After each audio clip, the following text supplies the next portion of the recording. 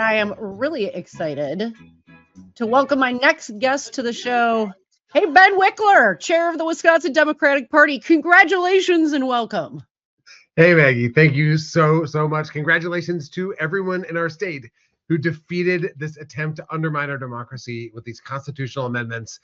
This is a day for celebration. I'm so fired up. I am too. I had to read the result a few times last night because I thought mine eyes hath deceived me, because I think this is really an extraordinary outcome. I'm pretty sure you agree. Tell people why this is a bit surprising. Well, 12 of the last 13 constitutional amendments in Wisconsin have passed. Normally, it is almost a routine thing. The legislature passes a constitutional amendment. They do it again the next legislative session. It goes to voters, and the voters pass it on through.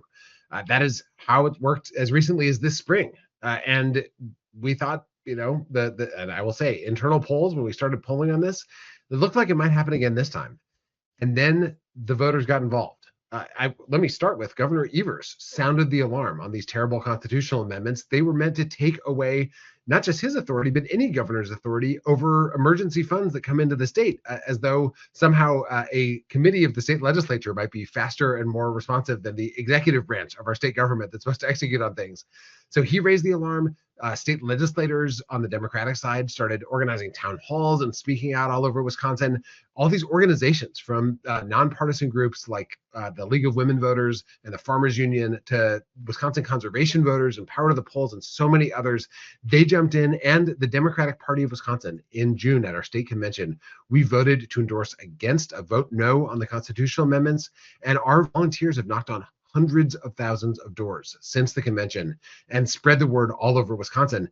And then when the votes came rolling in, this was not a Wisconsin nail biter. This was not less than 1 percentage point. This was double digits. This was a massive blowout decision that made it crystal clear that we want our government to work, to function, and we don't want more Republican power grabs.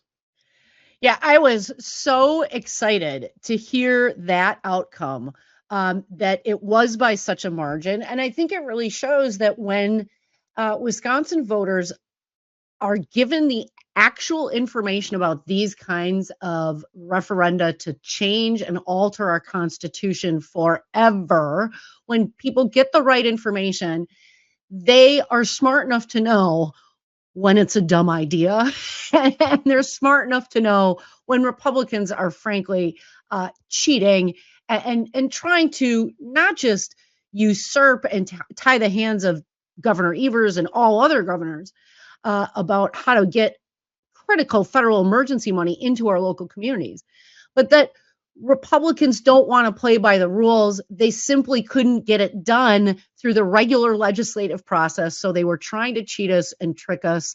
And of course, they always use that confusing language on those referendum questions. But bravo and congrats to all of Wisconsin. Congrats to Wisconsin voters for seeing through the baloney. It's a good day. It's a good day. It's a good day. And I mean, if you look at the map, this is a statewide victory of the kind that, you don't often see these days. I think we won like half the counties in the state. So, land doesn't vote, but you can see all these counties that voted no. And then we won by 14% in one ballot initiative and 15% in the other. Those are the kinds. Those are non-Wisconsin-y kinds of margins.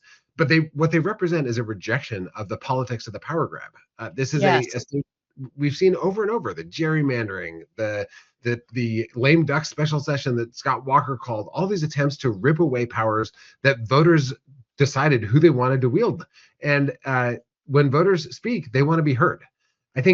I hope Republicans are taking notes, because I think if they keep trying to do this and override the will of the people, they're just going to keep getting brushed back. And it would be a lot more sensible for us to have debates about actual policies as opposed to whether state legislators should rip away powers from statewide elected officials. Part of a long line of Republicans simply not having better ideas or being able to have a more informed debate and convince people that their way is better. No, they'll just cheat and change the rules so that they can just force their way onto Wisconsin voters. We don't like it. one little bit. Of course, Wisconsin voters also remembering the complete inaction of the GOP gerrymandered all to heck legislature during COVID, 300 plus days of doing nothing while a global pandemic was claiming lives of their friends, families, and loved ones. They remembered that. Nobody wants more of that kind of red tape in this state, least of all me and you, Ben. So again, congrats. Great work on defeating that initiative. Any big surprises for you coming out of yesterday's election? Well, I'm joining you from Eau Claire, Wisconsin right now. I'm here at the Eau Claire Democratic Party headquarters, and Rebecca Cook is the Democratic nominee. This was also, I think, an 8-point victory in the primary.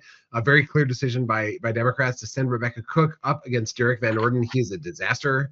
And now we have a chance to flip the 3rd congressional district and potentially the 1st congressional district. And maybe, who knows? Lightning can strike, candidates can catch fire. We're already seeing that with Kristen Lyerly, maybe more.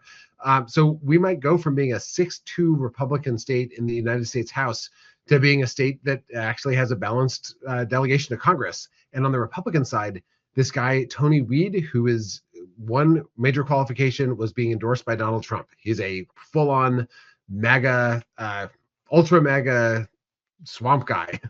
Yes. When you look at his politics. And that's who Republicans are putting up in the 8th congressional district. And then in the state legislative races across the state, we have our full class of nominees, and we have Democrats in 97 of the 99 assembly districts running. Republicans only have candidates in 84. They've given up on big chunks of the state. And in the state Senate, we have candidates in all 15 races. Republicans only have candidates in 11. So this year is a year of opportunity. It's Democrats on offense, and it's Democrats who are all clear and united about what we're fighting for. We're fighting for freedom. We're fighting for a fundamental American ideal. And Republicans, I think, are about to learn how people feel when you rip their freedoms away. Yeah, it's really a year of opportunity. I agree with you, Ben. Thinking about a Wisconsin congressional delegation that better reflects the true makeup of our state, right? That we can start to see some fairness and what our representative team looks like in the nation's capital, I think is a hopeful moment. And I think, and I would hope that well-intended conservatives, more traditional Republicans also see that as an improvement. It is my deeply held belief that when we have districts that are fairly drawn, when we have contended elections, when we have the clash of ideas, when those debates happen in good faith, that policy is better. And that requires fair maps and a diverse set of representatives that reflect the diversity of viewpoints in our state, not a rigged system that presumes an outcome before an election is had and then claims it's been stolen if the presumed outcome doesn't happen. That is good for democracy. It's good for conservatives. It's good for liberals. It's good for all of us. I will say I disagree with you about one thing. Tony Weed's got great hair. That might be a congressional qualification. Great hair. Nice head of hair on that guy. But I agree. We start looking at the 3rd CD, the 8th CD, the 1st CD. There is potential all up and down the ticket. But let's talk DNC, Ben, because I am so excited. Are you as pumped as I am? I cannot wait to get in the room, if you know what I mean. I'm so pumped. I'm beyond fired up. I know how the folks feel in those giant roaring crowds because I've been one of those folks. I was at the vice president's first rally in West Allis, Wisconsin. Once she became the Democratic nominee, I was at her rally in Eau Claire, Wisconsin, 12,000 people in a field in a rural part of the state. And now I'm going to be at the national convention, and I know that the energy is gonna raise the roof on the whole place. Democrats are so united. They're so fired up. They're so clear. They're so joyful. They're having fun.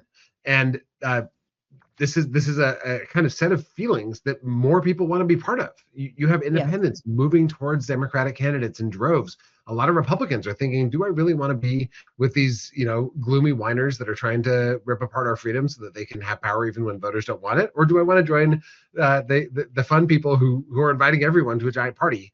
That's actually a pretty easy decision for folks. And what we already know is that this convention is going to showcase a set of values that resonate with everyone around hard work, around freedom, around opportunity, and a rejection of the kind of division and attempts to control people's personal lives that we see from Republicans like Trump and J.D. Vance and their whole Project 2025, MAGA goon squad. I think there's a real sense that we can leave all that stuff behind us. We can go forward, which is, of course, our state motto in Wisconsin. And I think that's what you're going to see in Chicago. Yeah, forward ho, because here we go. That is so critical. Frankly, I think they should bring back that old ad from the 80s with the like old kind of chunky accountant looking white guy with the glasses, like sitting right next to someone's bed with like a notepad, because that's what we're talking about. We're talking about the government incursion into people's private lives, into their healthcare decisions, into families' decisions about how they want to raise their children. That is wrong. And Americans, again, I think well-meaning conservatives that are honest with themselves, they believe in freedom and to be true to those principles and values. That means only one kind of vote is possible this November. The way I put it is I want to cry like it was 2008, not cry like it's 2016. That's what I'm looking forward to. I also think, Ben, I wanted to get your input. It's just genius for Kamala Harris to be coming to Milwaukee during the DNC to have her own little mini rally at the Fiserv. I think it's a great bookend, brilliant move. I was a little surprised, of course, because she's going to obviously speak at the DNC on Thursday.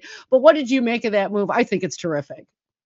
I think it's so good, and it's bold, and it's excited. You know what I mean? It's the kind of idea that builds excitement. It really builds a contrast between the Republicans that came to town and held a convention where Hulk Hogan may have ripped his shirt open, but for the most part, it was all these Republicans who were cheering on people who wanted to mess with everybody else's lives. It wasn't the kind of event that brings people together. And now we'll see Vice President Harris and Governor Walz right in the same city in Milwaukee, lighting people up with a vision that actually brings everyone together. That's a split screen that really says everything. And then they'll come right down to Chicago and officially become the standard bearers and lay out their vision in their big speeches. This is the kind of thing that you're going to see, I think, more of from a campaign that's willing to take risks, to excite people, to do surprising and new stuff, and that I think embodies this idea of the future and moving forward and bringing joy and energy. Yeah, Ben, I want you to be sure that you tell the vice president something for me. And that's, I was using Beyonce's Freedom for my intro music for this show before they discovered it and started using it at their rallies. Boy, we know Julia Louis-Dreyfus is going to be speaking to the group of women governors.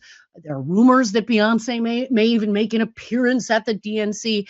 Again, all of these indicators of excitement and enthusiasm. For you, Ben, on a personal level, what has this been like? It's been such a roller coaster for me. I have had the entire range of human emotions over the last 2 months. For you personally, given what you do for a living, such a critical moment. What's it been like to go from, frankly, a bit of despondency and a lot of anxiety to this place of hope and joy? It's really has been a roller coaster. All the way through, I've been really clear about why I'm doing this work as the Democratic State Party chair, because I know that the stakes for the kind of future my kids will grow up in and every kid will grow up in are so vast. But there were times when it felt like the Democrats were more interested in arguing with each other than they were in organizing people to win the election. And the change since that extraordinary selfless moment when the president decided to pass the torch, the change has been electrifying. We're united as a party. We're united about our vision. Liberating, and people are so fired up and ready to roll up their sleeves, and now you can feel the wind at our backs and the excitement that's raising joy to the rooftops.